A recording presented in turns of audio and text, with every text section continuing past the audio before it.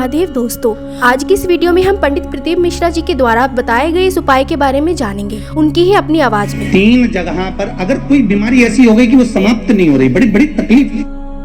3 जगह पर अगर कोई बीमारी ऐसी हो गई कि वो समाप्त नहीं हो रही, बड़ी बड़ी तकलीफ, मतलब एक बार दवाई अगर चालू हो गई तो दवाई बंद ही नहीं हो रही है, तो उसके लिए आपको 3 जगह पर जल चढ़ाना प्रारंभ कर दो। मात्र एक हफ्ते से ज्यादा चढ़ाना भी नहीं पड़ेगा।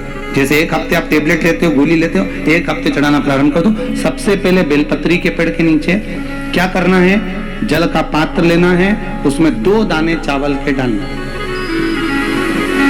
2 दाने अक्षत के डालिए।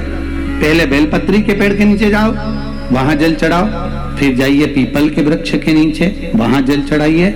आखिरी में या तो शमी के नीचे या फिर आंवले के नीचे, इन दोनों में से कोई एक वृक्ष जिसके नीचे। पर एक हफ्ते अगर आपने आंवले में चढ़ाया है तो आंवले में ही चढ़ाना, शमी में चढ़ाया है तो शमी में चढ़ाना। ये बदल के मत चढ़ाना कि आज मैं शमी में चढ़ा देती हूँ, कल आंवले में चढ़ा दूंगी, ऐसा नहीं। और ध्यान रखिए एक बात का, कई माताएं क्या करती हैं, पशुपति व्रत करती हैं, तो अभी मैं ये वाले मंदिर में कर लेती हूँ, अगला मैं उस मंदिर में कर लूंगी, अगला मायके में जाके कर लूंगी। ये गलत है। अगर पशुपति नाथ का व्रत कर रहे हो तो एक ही मंदिर में करना। हो सकता है थोड़ा देना लेना पड़ जाए, वो बात की बात है, दोगे लोगे तो बाद में भी देना लेना पड़ेगा, पर किसी से काम निकालना है, डायरेक्ट जाकर पूछो, डायरेक्ट बात करो। पर आप पहले जीजा जी के पास गए, जीजा जी के बाद में फूफा जी के पास गए, फूफा जी के बाद में मामा जी के पास गए, फिर इतनी रिश्तेदारी ढूंढते हुए उनका संबंध किससे, उनकी पहचान किससे, उनका संबंध कहां से, तब जाकर आपने उनसे फोन लगवाया, तब ऑफिसर के पास गए। ऑफिसर को गुस्सा इस बात का आया कि तुम जो 4 जनी के पास होके आए हो, तुमने अगर 50,000 रुपए दिया तो उसमें 10,000 तो इन्हीं को बांट दिया, फिर मेरे पास बचा गया। तो फाइल को उठाओ, यहाँ से नहीं चाहिए, ले इसका काम बहुत लेट करना। डायरेक्ट जाता तुरंत काम होता। शंकर भगवान कर रहे हैं, पहले इधर डोल लिया, उधर डोल लिया, उधर चले गया, ये देवी वो देवता वो धाम सारी दुनिया में रोकर आया, उसके बाद मेरे पास में आया और उसमें भी भटक रहा था, उसमें भी स्मरण में भटक रहा है। अगर एक बार चित्त वृत्ति से कह देता शंकर मैं तेरा हूं और तू मेरा है, इसके बाद तुझे भटकना नहीं पड़ता, तेरे कर्म को काट देता, तेरा जो पाप कर्म है उसको काट देता। सबने मना करा था भस्मासुर को वर मत देना। भगवान विष्णु के पास भस्मासुर गया था और भस्मासुर ने भगवान विष्णु से कहा वर दो, भगवान विष्णु ने कहा नहीं देता। ब्रह्मा से कहा वर दो, नहीं देता। सबके पास चले गया, उसने कहा कोई नहीं मानेगा, शंकर भगवान के पास चले गया। मात्र 2 दिन की तपस्या भस्मासुर ने करी, मात्र 2 दिन। और शंकर भगवान आकर पूछ लिए मांग तुझे क्या चाहिए। भस्मासुर आंखें मलता रहा कि 2 दिन में प्रकट हो गए, वहां तो हजारों साल तप करा तो नहीं प्रकट हुए, यहाँ तो 2 दिन में। शंकर भगवान से पूछा प्रभु आप असली हो? भस्मासुर बोला, शंकर भगवान बोले तो चिमटी खोड़ के देख ले, नकली हो असली हो? प्रभु इतने साल मैंने देवताओं का तप करा, वो वर नहीं दिए, आप कैसे आ गए? शंकर भगवान बोले तू तो 2 दिन तक तप करा, कहीं का आकर 1 लोटा पानी चढ़ा के चले जाए, 3 बार ताली बजाए, बम बम बोले, हम तो उतने में भी राजी। और यहाँ तो यहाँ हमारे ससुर ने तो यहाँ तक दक्ष प्रजापति का सिर कटा था, बकरे का मुख लगा था। बकरा क्या हिंदी में स्तुति करता है? बकरा क्या अंग्रेजी बोलता है? बकरा क्या उर्दू बोलता है? बकरा क्या बोलेगा? बकरा तो एक ही शब्द बोले, अब मेरा ससुर जब बोला, मुझे इतना अच्छा लगा कि मेरा ससुर कितनी अच्छी स्तुति कर रहा है, तो शंकर भगवान ने उसी दिन कह दिया जो मेरे मंदिर में आके बम बम बोलेगा मैं समझ जाऊंगा मेरा ससुर आया है। इतनी सरल भाषा शंकर जानते हैं, दुनिया नहीं जान सकती, तो क्यों भटको रे? कभी यहां चले गए, कभी वहां चले गए, कभी उससे कह दिया, कभी उससे कह दिया। डायरेक्ट शंकर के पास सीधे।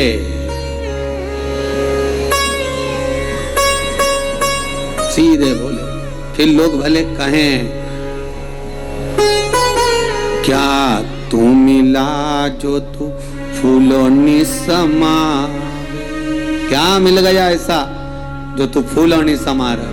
फिर एक ही मंत्र महान गुरु मेरो समरथ है।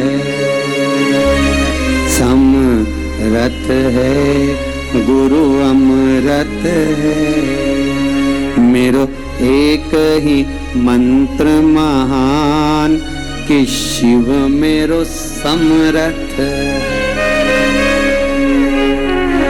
शंकर समरथ। कौन है जिसने यमराज को मारा? कौन है जिसने यमराज की पुत्री मृत्यु को मारा? केवल एक कालों का काल, महाकाल, दूसरा नहीं हो सकता। अकाल मृत्यु वो मरे जो काम करे चंडाल का, काल उसका क्या बिगाड़े जो भक्त हो महाकाल का। शंकर का भगत का बिगड़ेगा क्या? क्या बिगड़ेगा? शंभु है। भस्मासुर बोले 2 दिन का तप और तुम आ गए सामने? अरे 2 दिन बहुत होते हैं। तुलसीदास जी ने भस्मासुर का चरित्र पढ़ के ही लिखा होगा, आधी में पुनियाद, कि 2 दिन भी मत करो तुम तो आधी घड़ी बहुत, आधी में पुनियाद बहुत, उतना ही बहुत है, उतना बहुत।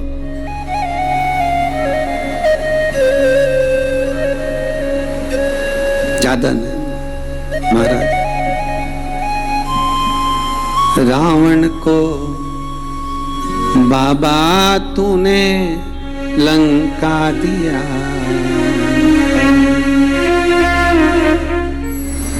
करुणा सागर कब करुणा कर जाए। त्रिकालदर्शी कैलाशी अविनाशी शंभु।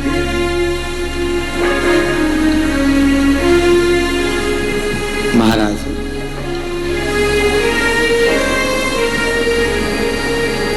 शिव पुराण कह रही है, बुजुर्ग कह रहा है कि हमारे इस पाप कर्म को काटते क्यों नहीं हो। भगवान कह रहे हैं काटने को तो मैं काट देता, मना नहीं है, पर मृत्यु लोक में अगर आए हो तो थोड़ा सा कर्म का भोग तो भोगना ही पड़ेगा।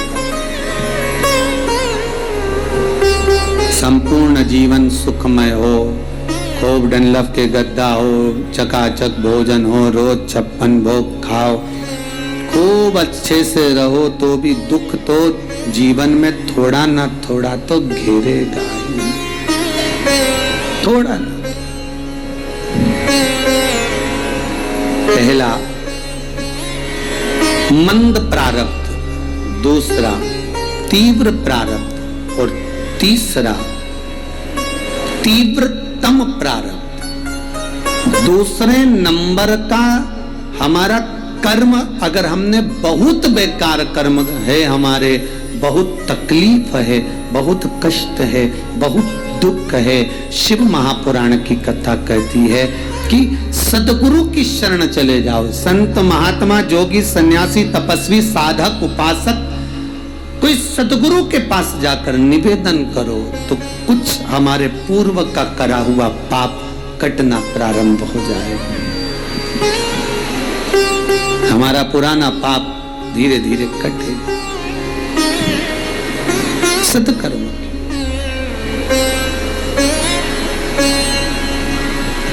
फिर एक निवेदन करूंगा, जीवन में अगर बहुत तकलीफ है, बहुत कष्ट है, आपको पहले भी कहा फिर कहते हैं, 15 अक्टूबर को शिवरात्रि पड़ेगी।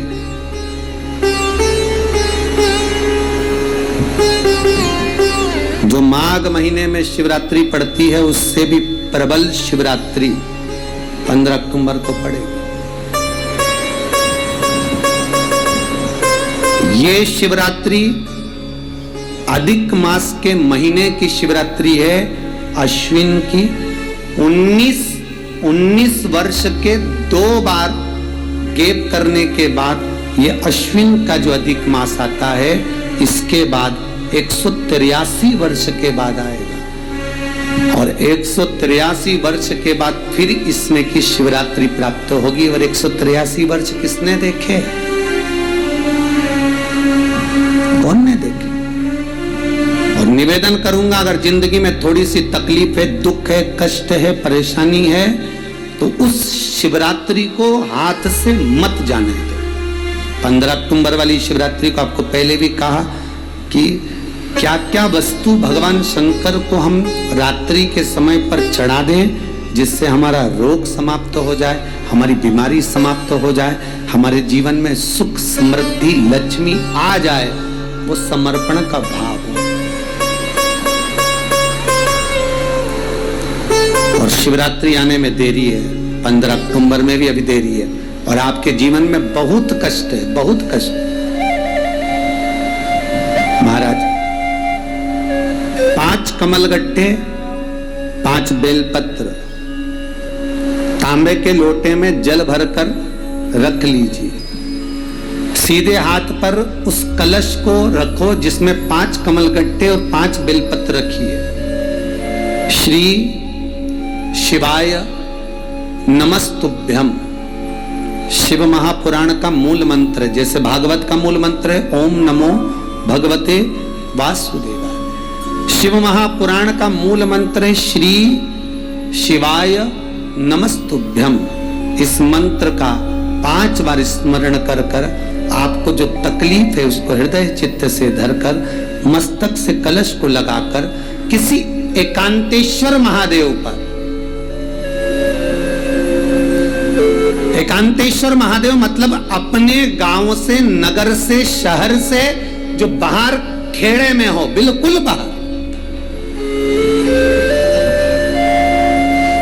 जिस शिवलिंग पर कोई पूजन करने ना जाता हो, एकांत में बैठे हो, जंगल में बैठे हो, कहीं किसी वृक्ष के नीचे विराजमान हो, ऐसे एकांतेश्वर महादेव पर अपनी कामना कर कर वो जल समर्पित कर दो। 1 बेलपत्र, 1 कमलगट्टा उठाकर अपने घर पर लेकर आ जाओ। जो तकलीफ बहुत ज्यादा हो रही है 5 दिन में आपको मालूम पड़ जाएगा, 5 दिन में अंतर आ जाएगा। शिव का अनुमोदन करो, शंकर का स्मरण करो। महाराज ये अश्विन का जो अधिक मास है 183 वर्ष के बाद वापिस आएगा। योग, ये योग पहले मिल जाता 19 वर्ष में, पर अब मिलेगा 183 वर्ष के।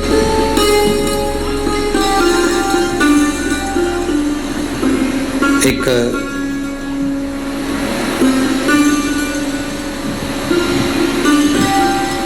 किन्हीं माता जी का एक प्रश्न था, वो ध्यान में नहीं आ रहा है वो कहां से थी, कि उन्होंने प्रश्न किया था, व्हाट्सएप पर लिखा हुआ आया था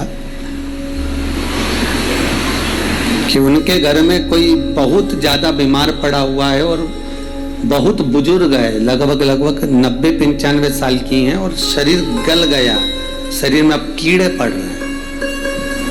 सिस्टर को बुलाते हैं, डॉक्टर को बुलाते हैं, तब उनके घर में कोई बहुत ज्यादा बीमार पड़ा हुआ है और बहुत बुजुर्ग है, लगभग 90-95 साल की हैं और शरीर गल गया, शरीर में अब कीड़े पड़ रहे हैं। सिस्टर को बुलाते हैं, डॉक्टर को बुलाते हैं, तब उनको साफ करते हैं, शरीर इतना गल चुका है। उसके लिए क्या करना चाहिए?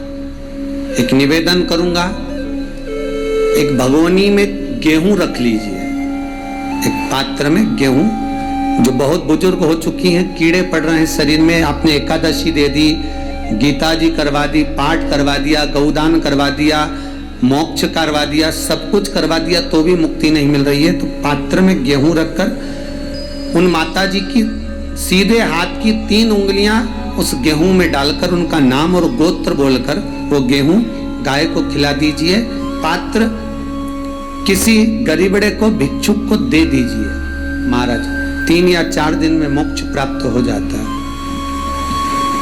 इतनी अगर भोग रही हैं तो कर सकते, इतना कष्ट अगर भोग रही हैं कि शरीर गल चुका है, कीड़े पड़ रहे हैं शरीर के अंदर और सारी खाल टपक टपक कर गिर रही है, तो उनकी मुक्ति हो, उनका मोक्ष हो। आज माता जी कह रही थी कि हमने गीता जी सुना दी, पाठ कर दिया, सब कुछ कर दिया, गौदान करा दिया, सब करा दिया, पर मुक्ति नहीं। शिव का हो, शंकर का, मेरे बाबा विश्वनाथ का स्मरण करो, मिलेगा फल। फिर निवेदन करूंगा, ब्रह्मा ब्रह्मलोक में रहते हैं, भगवान विष्णु बैकुंठ में रहते हैं। मृत्यु लोक का अगर कोई देव है तो वो महादेव है। पृथ्वी का अगर कोई देवता है तो वो देव अधिदेव महादेव है। पर हमारी आदत है, हम पड़ोस की काकी आती है तो उसको प्रणाम करते हैं, मासी सास आती है तो उसको नमन करते हैं, चाची सास आती है तो उसको नमन करते हैं, और घर में सास बैठी रहती है उसको कभी नमन नहीं करते। आदत है ना हमारी। दूसरों को तो हम प्रणाम कर लेंगे पर घर की सास को नमन नहीं कर पाते। उसी तरह हम भगवान विष्णु का स्मरण कर रहे हैं, ब्रह्मा का स्मरण कर रहे हैं, सारे 33 कोटि देवताओं का स्मरण कर रहे हैं, पर भूलोक का इस देव अधिदेव महादेव का हम कितना स्मरण कर रहे हैं। हम तो भगवान शंकर के मंदिर में भी जाते हैं तो छल करते हैं। गए मंदिर में, वहां का लोटा उठा लिया, पानी भर लिया, शंकर जी को चढ़ा दिया। लोटा दूसरे का, पानी दूसरे का, मंदिर भी दूसरे का, पानी चढ़ा दिया बस। और इतनी सात्वित्ववान सिर पे पल्लू मल्लू लेके ऐसे पानी चढ़ाए, शंकर भगवान भी सोचे काय को नौटंकी करे रे, काय को नाटक करे। पानी दूसरे का, लोटा दूसरे का, शंकर जी पे चढ़ा रही। अगर शंकर को जल चढ़ाना है तो घर से लेकर जा, लोटा भी घर से लेकर जा। और अगर मंदिर का पानी लिया है, मंदिर का लोटा लिया है तो 1 रुपए लोटे का किराया, और 1 रुपए जो लाइट जली, पानी भरा जिस पुजारी ने, उसका 2 रुपया दान पेटी में डाल, तब जाकर तू शंकर को पानी चढ़ाएगी, तब शंकर उस जल को स्वीकार करता है।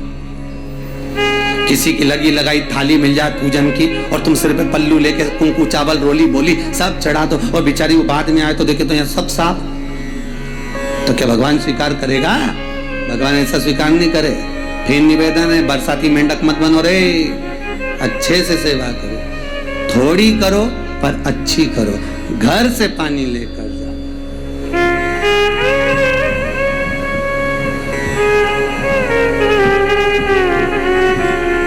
कल कोतवाली चौराहे से, हमारे सीहोर के कोतवाली चौराहे से कोई बहन जी आई थी 33 मालपुआ लेके, कहे गुरुजी संकल्प करा दो।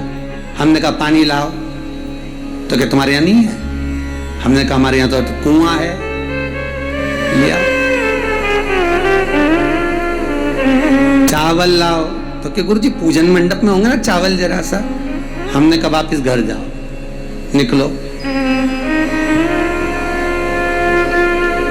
कितनी बार भागवत सुनी, राजा बलि के दरवाजे पर वामन भगवान खड़े हैं। राजा बलि वामन भगवान से कहता है, प्रभु आपके एक हाथ में छत्र है, दूसरे हाथ में कमंडल है। तो राजा बलि कहता है आपके कमंडल का जल दे दो, मैं संकल्प छोड़ देता हूं। वामन भगवान कहते हैं राजन, अगर मेरे कमंडल का जल लेकर तू संकल्प छोड़ेगा तो वो संकल्प मान्य नहीं होगा, तुझे स्वीकृत नहीं होगा। किसी की लगी लगाई थाली में से कुंकू चावल चढ़ा दोगे तो कुछ मिलना है क्या? अरे बोलो तो। विष्णु पुराण में तो यहां तक लिखा है कि किसी का लगा हुआ दिया, किसी का दिया मंदिर के अंदर रखा था, तुमने अपना डब्बा खोलकर बत्ती निकालकर उसके दिए में रखकर जला दी और सोच रही है कि मैंने खूब बड़ा काम कर दिया, तो उसका तो फल ही नहीं मिला। विष्णु पुराण कह रही है खुद का दिया, खुद की बाती, खुद का दीप अगर जलाती तो फल मिलता। किसी मंदिर में तुम रोज डब्बी लेकर जाओ, बत्ती लेकर जाओ, मना नहीं है, पर उस मंदिर में पहले से 5 दिए, 7 दिए, 11 दिए तुम रखकर आओ तो जलाओ। दूसरे के रखे हुए दिए में 50 बार बाती जला कर आना, उसका कोई फल नहीं मिलने वाला, उसका कोई फल नहीं है हमारा।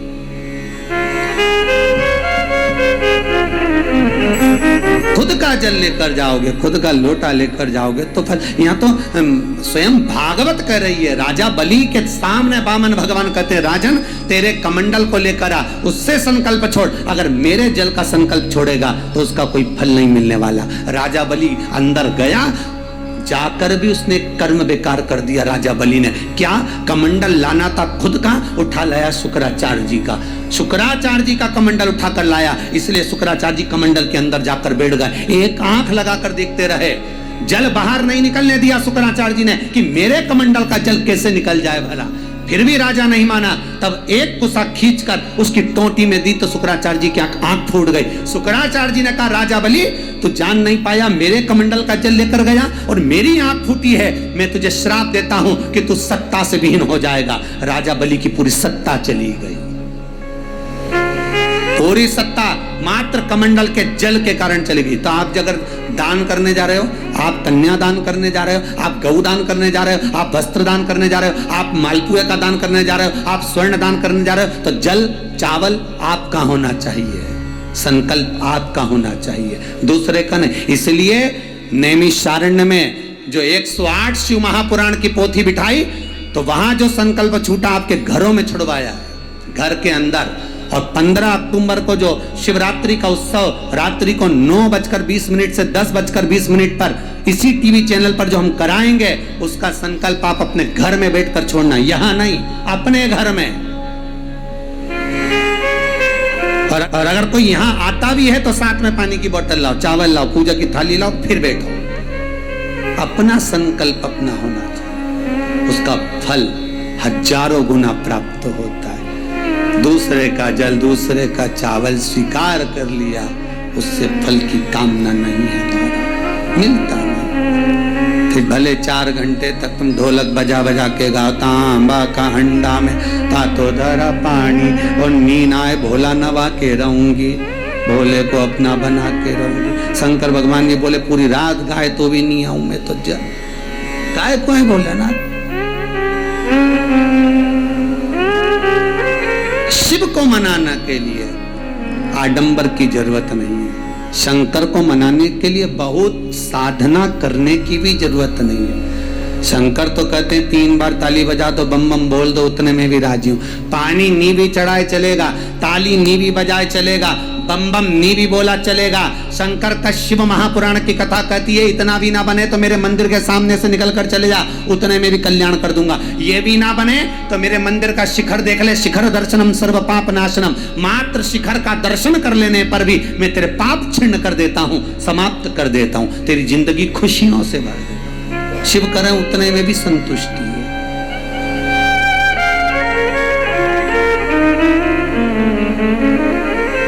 उतने में भी संतुष्ट।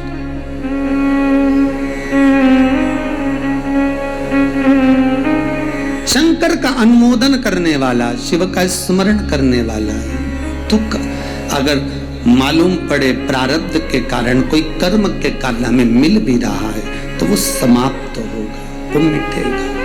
और बाबा से कहते रहना ना, भोला सब दुख काटो मारा, बाबा बस कृपा कर कर मेरे दुखों को काटिए। बाबा बोले शिव उस बुजुर्ग से कहते हैं, तुम्हें कर्म का भोग भोगना पड़ेगा। बाबा ये कर्म का भोग मनुष्य क्यों भोगता है? शंकर कहते हैं, पूर्व में जो कर कर आए हो उसके अनुसार फल मिलता है।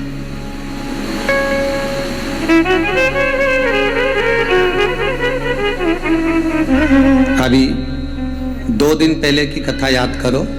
कथा में कहा था, खूब भगवान ने धन दे दिया, जिसके घर में 10-10 नौकर लगे और घर का मालिक इतना चड्डा पहनकर, टी-शर्ट पहनकर कुत्ते को छी करा रहा। कथा में कहा था कि नहीं कहा था? तो किसी ने प्रश्न किया था, गुरुदेव इनके घर में 10-10 नौकर लगे, इनके घर के बच्चों को तो नौकरानियां पाल रही, दासियां पाल रही, और सेठ जी अच्छा चड्डा पहन के, टी-शर्ट पहन के कुत्ते को छी करा रहा। तो ये कहीं लिखा, अरे गरुड़ पुराण उठाकर देखो ना, ये भी कर्म का भोग है कि तेरे घर में 10 नौकर काम कर रहे हैं और कुत्ते को छी मॉर्निंग वॉक में तू करा रहा। तुमने भी देखा होगा रे, जितने लोग टीवी पे कथा सुन रहे हैं, सही बताओ ईमानदारी से, अपनी अपनी स्वीकृति भेजना हो व्हाट्सएप पे जरूर। देखा होगा कि नहीं देखो, सुबह सुबह लोग कुत्ता इतनी शान से घुमाए, कुत्ता इनंग जाए तो वही, कुत्ता उधर जाए तो वो उधर। हमें ये समझ में नहीं आया कि ये कुत्ते को घुमा रहा है कि कुत्ता इसे घुमा रहा है। तो इधर जाए उधर, उधर जाए उधर, उधर जाए, कहां कर। इसलिए निवेदन, मत बुरे कर्म कर बंदे, वरना पछताएगा। भगवान की आंखों से तू बच नहीं पाएगा, तू बच नहीं पाएगा।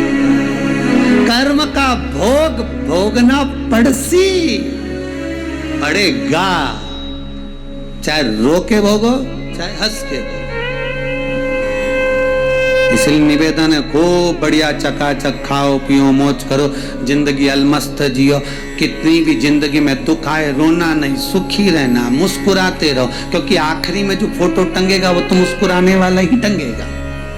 तुम भले जिंदगी रोके निकाल, फोटो में तो तुम स्माइल देते ही मिलोगे, माला टंगी रहेगी मुस्कुराते।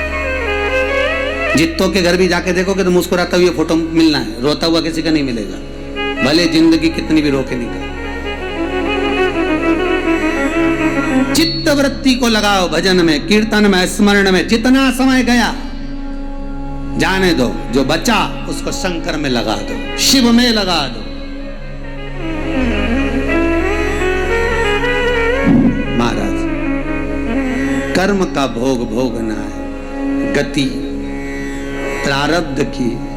दूसरी जो प्रारब्ध की गति है उसको कहा तीव्र प्रारब्ध। इसके भोग को अगर तुम भोग रहे हो, दुख आया है तो संत सतगुरु की शरण में जाकर कहो, दुख मिटेगा। तीसरा है तीव्रतम प्रारब्ध। इस प्रारब्ध में अगर बहुत ज्यादा दुख आ गया तो कुछ ना करिए, एक काम करो, एकांत में बैठकर शिव का स्मरण करिए, शंकर का भजन।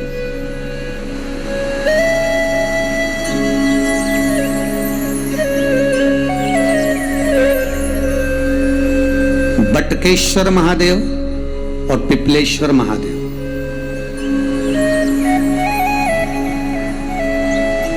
पिपलेश्वर महादेव जिस जगह पर दधीची ऋषि की धर्म पत्नी सुवार्च के सम्मुख में दधीची ऋषि के प्राण देवता ले लेते हैं, अस्थियों का कंकाल हो जाते हैं दधीची बाबा। उनकी धर्म पत्नी रोती हुई अपने पेट पर पत्थर मारती है गर्भ को नष्ट करने के लिए। वहां शंकर भगवान प्रकट होते हैं पीपल के पेड़ के नीचे। शिव जी का नाम पिपलेश्वर महादेव हुआ। जो बालक पीपल के पेड़ के नीचे जन्मा उसका नाम पिपलाद हुआ। दो महादेव अपनी पुस्तिका में लिख कर रख लो, एक बटकेश्वर महादेव और एक पिपलेश्वर महादेव।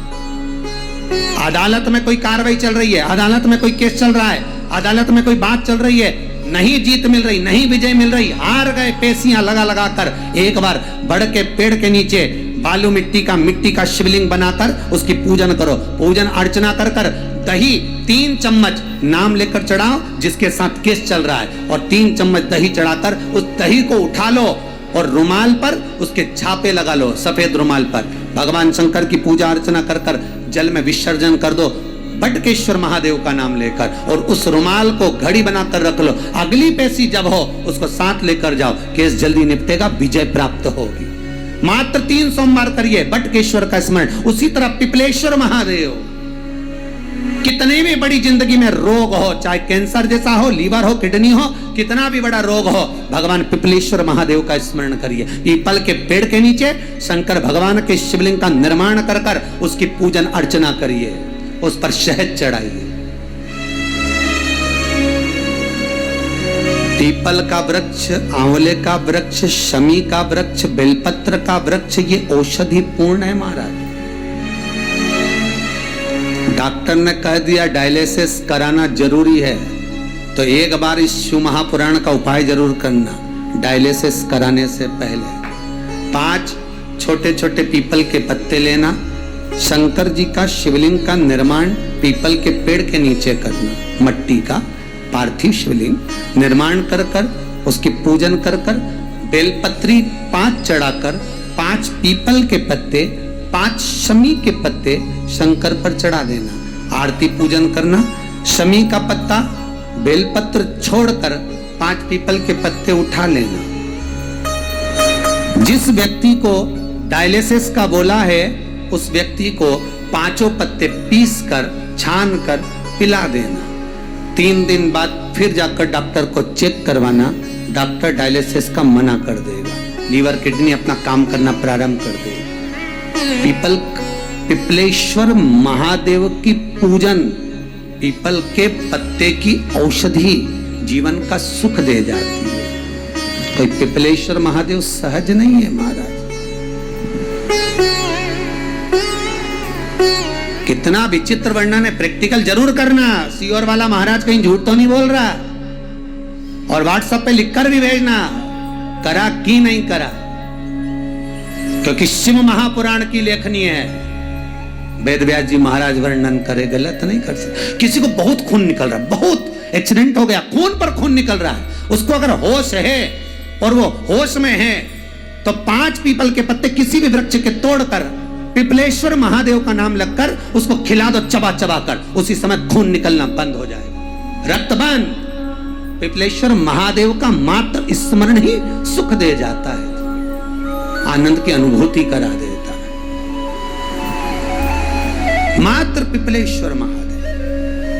बहुत बड़ा ऑपरेशन कराने जा रहे हो तो उसके 15 दिन पहले पिपलेश्वर महादेव का पूजन कर कर, अर्चना कर कर, भगवान शिव का स्मरण कर कर, पीपल के पत्ते की माला बनाकर हनुमान जी को चढ़ाकर फिर ऑपरेशन के लिए जाओ, जिससे दूसरी बार ऑपरेशन की जरूरत ना पड़े। शरीर का जिसका ऑपरेशन है वो अच्छा हो जाए, श्रेष्ठ हो जाए। पिपलेश्वर महादेव भगवान शिव ओघड़दानी शंकर। मंदिर में अगर दिया लगाने जा रहे हो, बाती लगाई है आपने मंदिर के अंदर, तो कुछ देर बैठिए, कुछ देर स्मरण करिए। हमारे यहां तो यहां तक कहा गया है कि किसी मुर्दे को अगर जलाया भी जाता है तो कपाल क्रिया तक रुकना पड़ता है कि थोड़ा रुकिए, कोई पीछे से आकर कुछ कर ना जाए। दीप जलाएं, थोड़ी देर रुकिए, और दीप का भी नियम है महाराज, दीप का भी नियम है। दिए में जो फूल बत्ती लगती है, गोल बत्ती लगती है, गोल वाली, ये बत्ती हमेशा कोई विष्णु भगवान की पूजन कर रहे हो, शिव जी की पूजन कर रहे हो, कोई अन्य देवता का अगर आप स्मरण कर रहे हो तो गोल बत्ती लगाई जाती है। भगवान के मंदिर में पूजन कर रहे हो तो गोल बत्ती लगाएं। लंबी बत्ती, लंबी वाली जो बत्ती होती है लक्ष्मी की पूजन में, देवी पूजन में, जितनी भी माताओं की आप पूजन करोगे, जितनी भी देवियों का आप स्मरण करोगे, उसमें लंबी बत्ती का प्रमाण है। पितरों की पूजन में लंबी बत्ती का प्रमाण है। पितरों को कभी गोल बत्ती नहीं लगती। आप मटके के पास में, परिंदे के पास में, जल के पात्र के पास में कोई भी अगर दिया लगाएंगे तो वहां गोल बत्ती रखकर लगाएंगे तो घर में लक्ष्मी नहीं टिकेगी। कई लोग कहते हैं कि परिंदे के पास, मटके के पास में, पानी के स्रोत के पास में जहां जल भरते हैं, ठंडा रखते हैं, टंकी रखते हैं, वहां पर मटके के पास बत्ती लगाओ, दिया लगाओ, पितर शांत रहेंगे। तो पितरों को शांत करो, मना नहीं है, पर दिया लगाने का नियम है कि पितरों को अगर आप दिया लगा रही हो मटके के पास, परिंदे के पास, या अमावस्या के दिन पितरों के लिए अगर दीप लगा रही हो तो गोल बत्ती अगर लगाओगी तो कार्य कभी सफल नहीं होगा। धन आएगा जाएगा, टिकेगा नहीं। इसलिए पितरों के लिए अगर दिया लगाना है, पूर्वजों के लिए दिया लगाना है, पितरों के लिए अगर दीप लगाना है तो लंबी बत्ती लगाइए, लंबी बत्ती। महाराज लंबी बत्ती का प्रमाण हमारे यहां शास्त्र कर, गोल बत्ती का। और सुंदर चरित्र कहा, यदि आपके जीवन में बहुत ज्यादा लक्ष्मी से तकलीफ है, कष्ट बहुत ज्यादा है, या इसलिए शायद कहा जाता है कि भगवान को सर्वश्रेष्ठ कौन सा चंदन अच्छा लगता है। आपको पहले भी कथा में कहा, आगरा की कथा अगर किसने सुनी होगी तो उसमें वर्णन किया। भगवान को सर्वश्रेष्ठ चंदन कौन सा, भगवान को सर्वश्रेष्ठ चंदन कौन सा प्रिय है, वो कौन सा चंदन है जो भगवान विष्णु को लगाएं, राम को लगाएं, कृष्ण को लगाएं, वो कौन सा चंदन है जो श्री हरि को लगाया जाए। तो जीते जी भगवान विष्णु एक बार गले लगाते हैं, उसको कहते हैं हरि चंदन। कौन सा चंदन है? हरि चंदन। हरि चंदन बाजार में नहीं मिलेगा, हरि चंदन आपको बनाना पड़ेगा। कैसे बनाना है? तुलसी जब सूख जाए उसकी जड़ को निकाल लिया जाए, वो जड़ को पानी में धो लिया जाए, धोने के बाद उसको सिलवट्टे पर, पत्थर पर घिसा जाए और घिसकर उसमें थोड़ा सा कुंकू रोली डालकर तैयार कर कर जो भगवान विष्णु के मस्तक पर, कृष्ण राम के मस्तक पर लगा देते हैं और उसकी एक बिंदी अपने हृदय पे लगा लेते हैं, जीते जी भगवान एक बार उसको गले लगाते ही हैं। हरि चंदन प्रियता। जैसे शिव महापुराण में रुद्र चंदन का भाव है, शिव महापुराण में रुद्र चंदन का प्रमाण दिया जाता है। अगर आपने लिंग पुराण पढ़ी हो तो उसका 5वां स्कंद अवश्य पढ़िएगा महाराज, और शिव महापुराण अगर पढ़ रहे हो तो उसका कुमार खंड पढ़िएगा, जिसमें रुद्र चंदन का प्रमाण है। रुद्र चंदन कैसा, रुद्र चंदन का प्रमाण कैसा? तो महाराज कहा, चंदन घिसकर, पीला चंदन घिसकर उस चंदन को 3 मुखी रुद्राक्ष पर लपेट लिया जाता है। 3 मुखी रुद्राक्ष पर उस चंदन को लपेटा जाता है। लपेटोगे उसके बाद उसको ऐसा गोल करोगे तो एकदम चिकना हो जाएगा, एकदम चिकना, ठीक है, एकदम चिकना हो जाएगा। और उस चंदन को आप शिवरात्रि के दिन, और कोई से भी महीने की शिवरात्रि, किसी भी महीने की हो, सब फलदायी होती है। अगर आप पंचांग में देखेंगे तो शिवरात्रि लिखी हुई आती है, हर महीने शिवरात्रि पड़ती है। किसी भी महीने की शिवरात्रि पर रुद्र चंदन अर्थात जो चंदन का आपने 3 मुखी रुद्राक्ष में लेपन करा है, उसका गोला बनाया है, वो चंदन अच्छा मोटा मोटा कर लेना, अच्छा बढ़िया, ऐसा नहीं थोड़ा बहुत ही लगा, पूरा रुद्राक्ष दिखना नहीं चाहिए, पूरा लपेट कर उसको शंकर के शिवलिंग पर ले जाकर रख दीजिए और फिर धीरे धीरे शंकर भगवान का जल अभिषेक करना प्रारंभ कर दीजिए। वो चंदन पूरा धीरे धीरे शंकर के शिवलिंग पर डलना चाहिए। शंकर के मूल मंत्र श्री शिवाय नमस्तुभ्यं का जाप करिए। यह कहलाता है रुद्र चंदन। इस चंदन के अभिषेक से महाराज जो काम नहीं होता आप कर कर उस कार्य को प्राप्त कर सकते हो, सिद्ध कर सकते हो। रुद्र चंदन, हरि चंदन, रुद्र चंदन, ये वो चंदन है जो जीवन का सुख प्रदान करने वाला, हरितत्व दे। मंगल है, राहु है, केतु है, दशा बेकार चल रही है, लक्ष्मी नहीं आ रही, कष्ट बहुत है, फैक्ट्रियां नहीं चल रही, कहीं मत जाओ, मेरे शिव की शरण में जाकर एक बार शिव महापुराण को पूरी सुनो। शास्त्र के हटकर कुछ नहीं बोलेंगे, जो शास्त्र सम्मत है, स्कंद पुराण में, विष्णु पुराण में, नर्मदा पुराण में, लिंग पुराण में, शिव महापुराण में, भविष्य पुराण में जितनी जितनी बातें लिखी होती है उसको छाट छाट कर लेकर आते हैं, आपको बता देते हैं कि आप ये कर लो, उससे फायदा मिल जाएगा। कोई ज्योतिषी नहीं, कोई कुछ नहीं, बस केवल भजन करो, शंकर का अनुमोदन करो और विश्वास रखो शंकर पर, तो किसी को 1 रुपया देने की जरूरत नहीं पड़ेगी। भजन करो, विश्वास शंकर पर रखना, जन्म मरण और परण वो देगा, सुख वो देगा, समृद्धि वो देगा। जिसके घर में बहु रिद्धि सिद्धि हो, जिसके घर में अमोद और प्रमोद पोते हो, जिसके घर में शुभ और लाभ दरवाजे पर बेटे बनकर विराजमान होते हो, जिसके घर में स्वयं अखंड सौभाग्य देने वाली पार्वती हो, जिसके घर में लक्ष्मी देने वाली लक्ष्मी बेलपत्र के पेड़ के नीचे झाड़ू लगाती हो, जो स्वयं सरस्वती को स्वर प्रदान करता है, वो शंकर है। जब सब कुछ उसके पास में है, कुबेर का खजाना वो चोर को दे देता है, जब सर्वस्वता उसके पास है, तो आप इधर उधर डोलते क्यों हो? क्यों डोलो? उस पर विश्वास रखो। वो शंभु, वो शंकर, वो त्रिकालदर्शी, वो कैलाशी, वो अविनाशी सुख देगा, आनंद देगा। आने का तरीका केवल उसको रिझाओ। जो मंदिर आंख से दूर हो, जिस मंदिर में कोई नहीं जाता, जिस मंदिर में कोई दिया तक नहीं लगाता, उस मंदिर में तुम जाओ और उस मंदिर में एक दिन जाकर प्रकाश कर कर आना, एक बार दिया जला कर आना, मंदिर की सफाई करी आना, शंकर जी पे जल चढ़ाकर उनको स्नान कराकर कोई पत्ती पेड़ पौधे की पास में तोड़ के चढ़ाए आना। 2-4 बार कर कर देखना कितना शांति, कितना धीरज, कितना आनंद, कितनी समृद्धि, कितनी लक्ष्मी मिलती है। तुम करोगे तुम्हारा पेट भराएगा, हम करेंगे हमारा पेट भराएगा। स्वयं करिए। तो ब्रह्मलोक के देवता ब्रह्मा हैं, वैकुंठ के देवता भगवान विष्णु हैं, और मृत्यु लोक का अगर कोई देव है तो वो महादेव है, केवल शंकर, केवल शिव। मृत्यु लोक का दे। अभी एक विचार करो, तुम्हारे घर में अगर थोड़ी सी तकलीफ आई तो सबसे पहले अमेरिका में लड़का रह रहा वो आएगा क्या? पूना में बच्चे रह रहे हैं वो आएंगे क्या? इंदौर में बेटी रह रही वो आएगी क्या? उज्जैन में कोई रह रहा है वो आएगा क्या? सबसे पहले वो आएगा जो तुम्हारे घर के पास होगा या घर के करीब में होगा, बिल्कुल लगा हुआ होगा या घन में होगा। अब आप कहां रहते हो? जितने लोग कथा सुन रहे हैं सही बताना, कहां रहते हो? पृथ्वी पर मृत्यु लोक में रहते हो। और पुकार किसको रहे हो? ब्रह्मलोक में। पुकार किसको रहे हो? वैकुंठ लोक में। पुकार किसको रहे हो? इंद्रलोक में।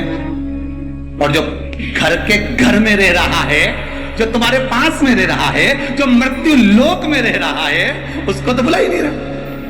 कई लोग कहते हैं मृत्यु लोक। कई लोगों की आदत है पड़ोसन को तो खूब चाय पिलाएंगे, प्रैक्टिकल करना। जब जिस दिन लगे कि व्यापार ठीक नहीं चल रहा, आज लगे कि आज पैसा चाहिए और आ नहीं रहा, आज तुम्हें 5,000 की, 10,000 की, 50,000 की, 1 लाख, 5 लाख की जरूरत है और कहीं से आवक नहीं है, भगवान कहीं ना कहीं से आ जाए, ऐसी कृपा। तो कुंडकेश्वर महादेव का नाम लेकर एक पुष्प उस काउंटर पर रख दो, जिस जगह से तुम कमाते हो, जिस जगह पर, जिस गादी पर, जिस कुर्सी पर तुम बैठते हो, उसके सम्मुख में उस पुष्प का मुख बाहर होना चाहिए, उसकी डंडी, उसका जो डंडी का भाग है वो हमारी ओर आकर्षण। जैसे भगवान को जो फूल देते हैं, आपको मालूम होगा ना, भगवान को जो पुष्प देते हैं तो पुष्प का मुख कहां रखते हैं? भगवान की ओर।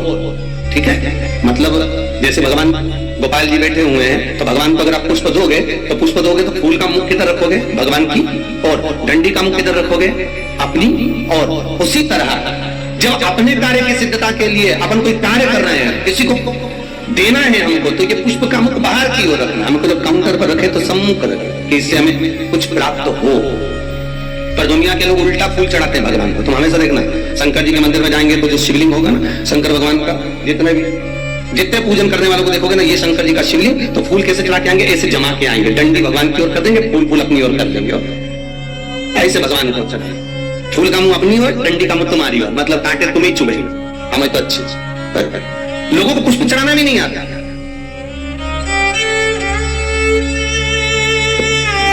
कितने पुष्प भगवान को देना चाहिए? बोलो रे भाई, भगवान को रिझाने के लिए कितने फूल भगवान को देना चाहिए? बोलो तो, कितने पुष्प भगवान को समर्पित करना चाहिए? महाराज, भगवान को कितने पुष्प देना चाहिए रिझाने के लिए? भगवान को, अभी यहां से आवाज आई थी, 4 पुष्प भगवान को समर्पित करना चाहिए। कितने पुष्प? 4। बचपन, जवानी, अधेड़ी और बुढ़ापा, 4 अवस्था संवारने के लिए भगवान को 4 पुष्प दिए जाते हैं। पुष्प देते समय जिस दिन तुम भगवान को पुष्प दे रहे हो उस दिन हमें कुछ भी नहीं कहना, हमारी तरफ से ये पुष्प भगवान से कहे। पुष्प भगवान से क्या कहता है कि भगवान मुझ में जैसी सुगंध है वैसी इसके जीवन में सुगंध देना। पुष्प कहता है भगवान जैसी मुझ में ताजगी है इसके जीवन में वैसी ताजगी देना। पुष्प कहता है भगवान जैसे मेरी पत्तियों में रस है इसके जीवन में खुशियों का रस भर देना। ये पुष्प कहता है भगवान।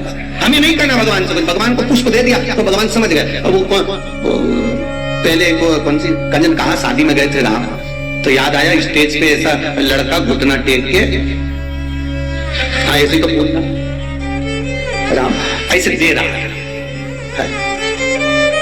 तो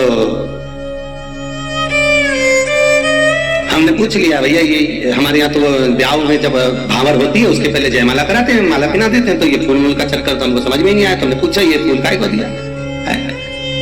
तो कहा गुरु जी समर्पण के लिए दिया। हमने कहा बहुत बढ़िया। तो हमने कहा गोभी का दे देता तो सब्जी तो बन जाता। हम समर्पण के देव मना नहीं है, पर हमारे यहाँ ऐसा विधान नहीं है फूल वगैरह देने का।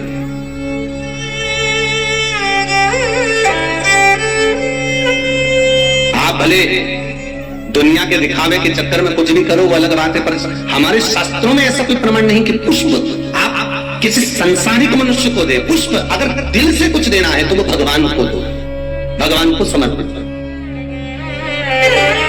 हाँ कोई गुरु है, सतगुरु है, हम तो उनके लिए भी कहेंगे अगर कोई गुरुजन आया तो उसको पुष्प देने की जगह पत्तियां निकालकर उसके चरणों में बिछा दीजिए। हमारा गुरु के चरणार। जैसे शबरी अम्बा आती की यहाँ की शबरी अम्बा रोज सेज बिछाती थी, बुआरी काटती, लगाती, भगवान के लिए सेज बिछा कर रखती, भगवान आएंगे इंतजार करती, बाट जोती आएंगे, और भगवान आए,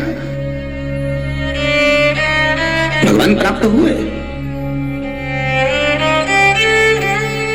और जब शबरी अम्बा के दरवाजे पर जैसे भगवान के लिए पुष्प बिखेर देती है, आप भी गुरुजन के लिए, परमात्मा के सुख के लिए, आप ये नहीं कि भगवान को बहुत कुछ दो, भगवान को अगर 4 पुष्प भी दे रहे हो तो बहुत है, और पुष्प भी नहीं तो एक पंखड़ी भी आप भगवान को दे रहे हो तो भी चलेगा। तो यहाँ तो शिव महापुराण में तो ये भी नहीं लिखा कि पंखड़ी भी दो, शिव महापुराण तो कहती है अपना दिल दो भगवान। क्या दो?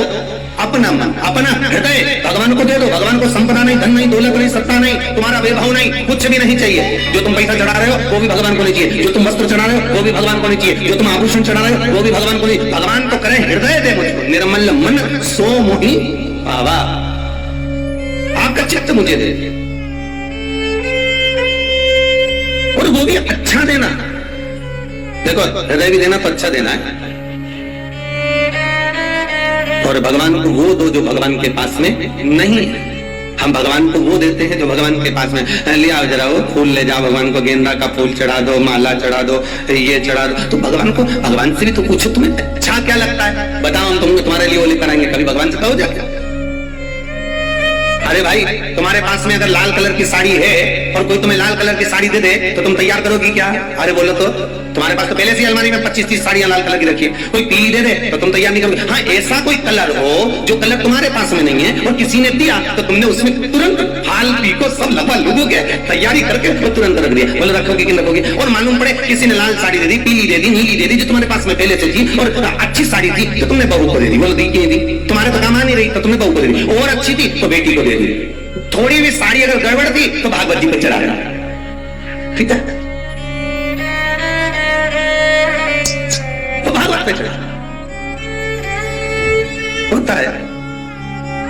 कोई ने पूछा था कि गुरुजी ये दुनिया के लोग आरती में ही खोटा सिक्का क्यों चढ़ाते हैं? मंदिर में लोग खोटा सिक्का क्यों चढ़ाते? फटा हुआ नोट, खोटा सिक्का मंदिर में चढ़ाएंगे, धर्म की जगह पर चढ़ाएंगे, अच्छी जगह पर कहीं नहीं देंगे। पर तो हमने कहा भाई सीधी सीधी बात है, जो दुनिया में कहीं नहीं चलता वो इसी के पास चलता है। ये निभाता यही है जिसको सब ठुकरा दे, जिसको सब निकाल दे, जो कहीं ना चले वो महादेव के चरणों में चले। एक बार शंकर के पास पहुंच जा, खोटे सिक्के को भी चपटी भभूत में है खजाना कुबेर का। बताओ वो शमशान की भभूत कहीं चले? अरे बोलो तो कहीं नहीं चले। अगर कोई मुर्दा जलाने जाए तो घर आके नहाए, तो पत्नी करे बाहर बाल्टी रखिए नहा लो जा। और अगर ऐसे ही घुस जाए घर में फिर देखो तुम्हें तो अक्ल ही लेंगे, मुर्दा जला के आए हो, पूरी अक्ल वहीं पे छोड़ी आए शमशान में।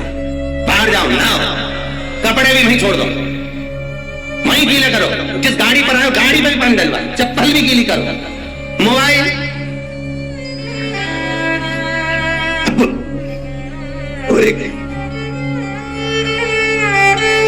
पता नहीं बोली धीरे से मारा तुम पानी ठीक तुमने, अब मत दो।